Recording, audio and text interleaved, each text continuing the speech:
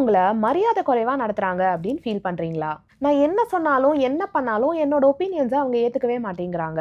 இல்ல உங்களோட ஆஃபீஸ் குரூப்ல, உங்களோட ஃபிரெண்ட்ஸ் குரூப்ல உங்கள ரெஸ்பெக்ட் பண்ண மாட்டேங்கிறாங்க அப்படின்னு நீங்க ஃபீல் பண்றீங்களா? சில சமயம் சும்மா ஜோக் அடிக்கிற மாதிரி டக்குன்னு நம்மள கிண்டல் பண்ணிடுவாங்க.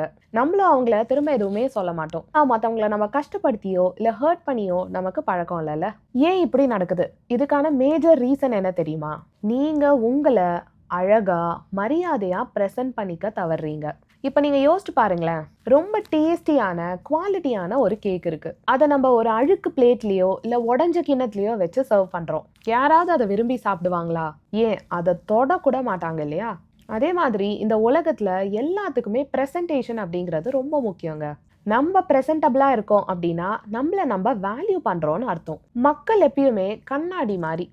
நமக்கு எவ்வளவு மரியாதை கொடுக்குறோமோ அதே தான் பீப்புள் நம்ம கிட்ட ரிஃப்ளெக்ட் பண்ணுவாங்க, எதிரொலிப்பாங்கன்னு சொல்லலாம். இதை எப்படி பண்ணலாம் அப்படின்னு ஒரு 3 ஸ்டெப் ப்ராசஸா டீட்டெயில்டா இந்த வீடியோல நான் எக்ஸ்பிளைன் பண்ண போறேன். இந்த 3 ஸ்டெப் ப்ராசஸ் என்ன அப்படிங்கறத தெரிஞ்சுக்கிட்டு உடனடியா நீங்க இம்ப்ளிமெண்ட் பண்ண தயாரா இருந்தீங்க அப்படின்னா கமெண்ட்ல ரெடி அப்படின்னு டைப் பண்ணுங்க. இந்த வீடியோவோட கடைசியில ஒரு போனஸ் டிப்பும் இருக்கு. ஸோ இந்த வீடியோவை ஸ்கிப் பண்ணாம கடைசி வரைக்கும் பாருங்க. இந்த மாதிரி psychology, mental health, personal development மற்றும் மணி மேனேஜ்மெண்ட் ரிலேட்டடான வீடியோஸை பார்க்க நம்ம சேனலுக்கு உடனே சப்ஸ்கிரைப் பண்ணி வச்சுக்கோங்க. பக்கத்துல இந்த பெல் ஐக்கானையும் அழுத்தி வச்சுக்கோங்க. நான் போடுற வீடியோஸ் வாரந்தோறும் உங்களை வந்து சேரும். இந்த 3 ஸ்டெப் ப்ராசஸை டீட்டெயில்டாக எக்ஸ்பிளைன் பண்ணுறதுக்கு முன்னாடி முதல்ல நம்ம வேல்யூனா என்ன அப்படின்னு தெரிஞ்சுக்கலாம். எப்பயுமே நீங்கள் அப்சர்வ் பண்ணியிருந்தீங்கன்னா பெரிய பெரிய பிராண்ட்ஸ்லாம் அட்வர்டைஸ்மெண்ட் அப்படிங்கிறத பெருசாக பண்ண மாட்டாங்க. ஆனால் மக்கள் அதோட வேல்யூ தெரிஞ்சு கண்டிப்பாக வாங்குவாங்க. நான் 12th முடிச்சுட்டு காலேஜ் ஜாயின் பண்ண அந்த ஃபேஸில் டிவியில் நிறைய காலேஜஸோட அட்வர்டைஸ்மெண்ட்ஸ் வரும். ஸோ அந்த டைமில் எந்த காலேஜை நம்ம சூஸ் பண்ணலாம் அப்படின்னு யோசிச்சுட்டு இருக்கும் போது எங்கள் அப்பா ஒன்று சொல்லுவார். எந்த காலேஜஸ்லலாம் இந்த மாதிரி அட்வர்டைஸ்மெண்ட் போடுறாங்களோ அந்த காலேஜ்லலாம் நீ சேராத. ஒரு எஜுகேஷனல் இன்ஸ்டிடியூஷன் தரமாக இருக்குது அப்படின்னா ஆட்டோமேட்டிக்காக ஸ்டூடெண்ட்ஸ் அந்த காலேஜை சூஸ் பண்ணி ஜாயின் பண்ணுவாங்க இல்லையா? அதே மாதிரி தான் நம்ம மதிப்பும் மரியாதையும். நம்ம மக்கள் பின்னாடியே சேஸ் பண்ணி போக போக அவங்கள நம்ம சந்தோஷப்படுத்தணும், அவங்க கிட்ட நம்ம ப்ரூவ் பண்ணணும் அப்படின்னு நினைக்கும் போது நம்ம மதிப்பும் மரியாதையும் அவங்களுக்கு புரியாது. அது இன்ஃபேக்ட் கம்மியாக தான் ஆகும்.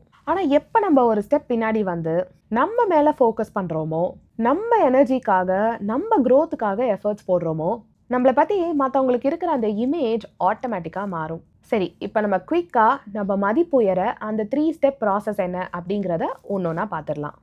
First step, invest in self presentation. மரியாதை மற்றவங்க கிட்ட இருந்து கிடைக்கிறதுக்கு முன்னாடி நம்ம கிட்ட இருந்து தொடங்கணும். மரியாதையை நம்ம விலை கொடுத்து வாங்க முடியாது இல்லையா? நம்ம மற்றவங்களுக்கு ரொம்ப அவைலபிளாக இருக்கும்போது, அவங்க நம்மளை ஹர்ட் பண்ணாலும் டெஸ்பரேட்டாக அவங்க பின்னாடியே சேஸ் பண்ணி போகும்போது, இல்லை ஒரு அப்சஸ்டான பிஹேவியரை நம்ம காட்டும்போது உங்கள் வேல்யூ ஆட்டோமேட்டிக்காக குறைஞ்சிட்டே வரும்.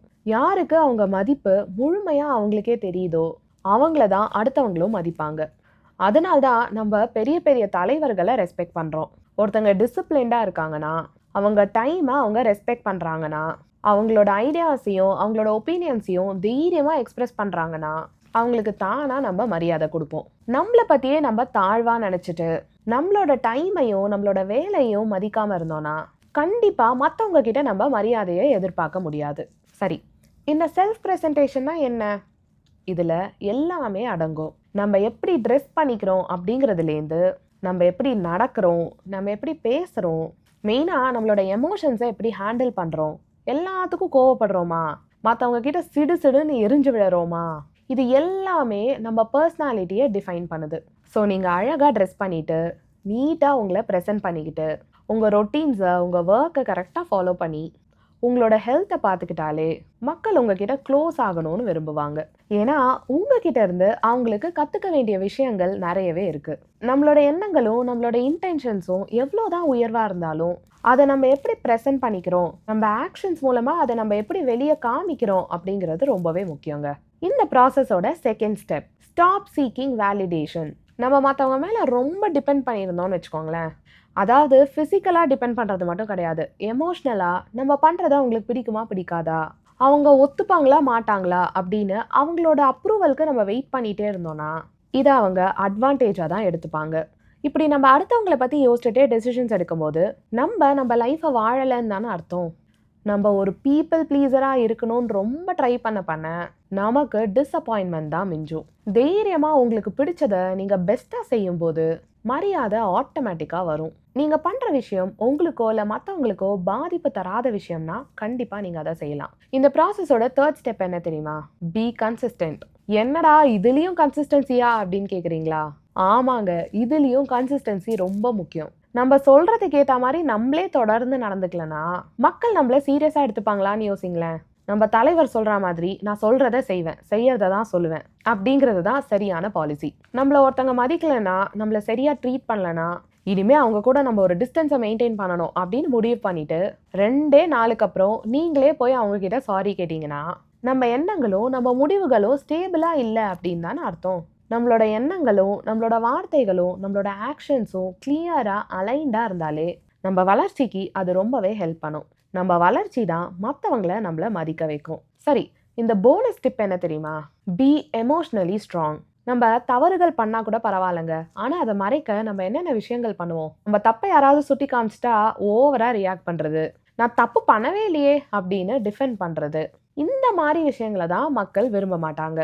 யாரு என்ன சொன்னாலும், நம்மள பத்தி மத்தவங்க என்ன நெனச்சாலும், நம்ம எமோஷன்ஸ நம்ம ஹேண்டில் பண்ண தெரிஞ்சு, நம்ம ஸ்ட்ராங்கா இருந்தோம்னா, நம்பள யாராலயும் எக்ஸ்ப்ளாய்ட் பண்ண முடியாது. மத்தவங்க ஒண்ணு பண்றதுனால நம்ம அஃபெக்ட் ஆறோம் அப்படின்னு தெரிஞ்சாலே, கதை முடிஞ்சுது. பீப்பிள் அத ஈஸியா ஒரு வீக் பாயிண்ட்டா எடுத்துக்கிட்டு, மேலும் மேலும் நம்மள ஹர்ட் பண்ண வாய்ப்பு இருக்கு.